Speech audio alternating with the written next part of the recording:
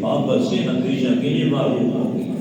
جنت میں اسماعیل علیہ السلام کی اہلیہ بننے سے محروم ہوگی، حوروں کی سردار بننے سے، اسماعیل علیہ السلام کی جو حوریں تھیں ان کے سردار بننے سے نہ شکری کی وجہ سے محروم ہوگی، نہ شکری کی وجہ سے کتنے نقصان اس کے ہوئے۔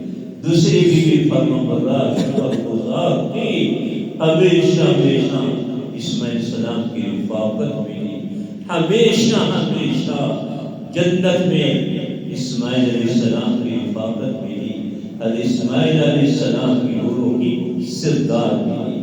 اسے ساری بات کا خلاصہ یہ کہ ہم اللہ کی نعمتوں پر شکر ادا کرنے کا مثال بنائیں، کبھی نہ شکری نہ ہو، کبھی اللہ کی گیلے نہ ہو، اللہ کی رحمتوں کی خلاف کبھی ہم بات نہ کریں، ہمیشہ اللہ کی نعمتوں کے شکر ادا کریں۔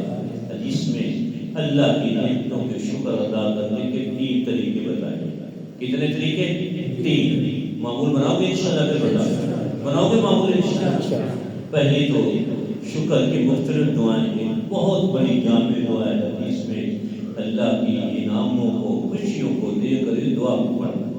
اللہم لک الحمد کلہ ولک الشکر کلہ، اللہم لک الحمد کلہ ولک الشکر کلہ۔ اس کا معنی اللہ اس انعام پہ میری طرف سے تیری قابل تعریف ہے، اللہ اس انعام نعمتوں پہ میری طرف سے تیرا قابل شکر ہے۔ ایک تو خوشیوں میں بیٹا حافظ بننا ہے، سپارہ ختم ہونا، یہ دعا پڑھا کریں۔ ایسی دکان اچھی چل رہی ہے، یہ دعا پڑھا کریں، کئی بار پڑھا کریں۔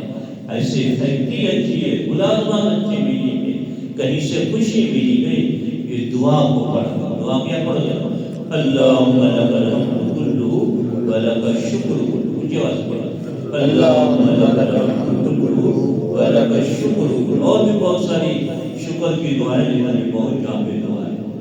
دوسرے ہم 2 نفل صلاۃ الشکر کے پڑھا کریں، اس میں یوں نیت کیا کریں، یا اللہ دین اور دنیا کی تمام نعمتیں، دین اور دنیا کی تمام نعمتیں، روحانی جسمانی تمام نعمتیں ایمان پہ، اس موجودہ انعام جو دیے دیا ہے اس نعمت پر میں تیرا شکر ادا کر رہا ہوں۔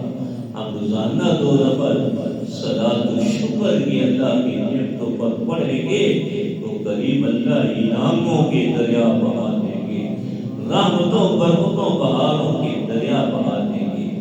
میرے حضرت، میرے استاد محترم، میرے پیر مرشد حضرت اقدس مفتی سید جاوید حسین شاہ صاحب بہت سارے بیانوں میں اکثر فرمایا کرتے تھے، جو نعمت ایمان پر شکر ادا کرتا ہے انشاءاللہ اس کا خاتمہ ایمان پر ہوگا، انشاءاللہ اس کا خاتمہ کلمہ طیبہ پر ہوگا، کیونکہ شکر کرنے سے وہی بڑھتا جاتا ہے۔